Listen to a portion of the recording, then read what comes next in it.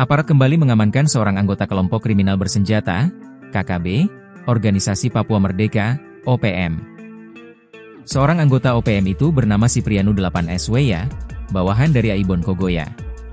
Aparat mengamankan anggota OPM itu di Kabupaten Nabire, kemarin.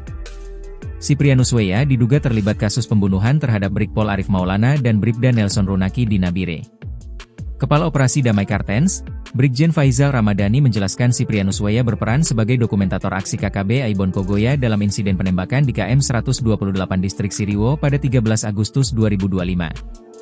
Video pernyataan sikap kelompok tersebut direkam menggunakan ponsel yang kini sudah diamankan sebagai barang bukti, sebelum kemudian dikirim ke Yosua Wakar melalui aplikasi WhatsApp.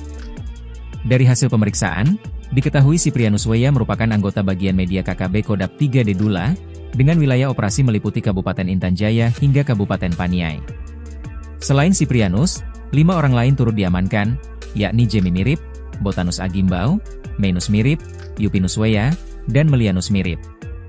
2 anggota Polri itu tewas ditembak setelah aksi perampasan 2 pucuk senjata api milik korban dilakukan para pelaku.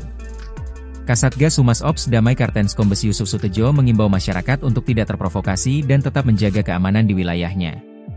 Pihaknya mengajak seluruh masyarakat Kabupaten Nabire untuk tidak mudah terpengaruh oleh isu-isu menyesatkan dan selalu menjaga situasi Kamtipmas tetap kondusif.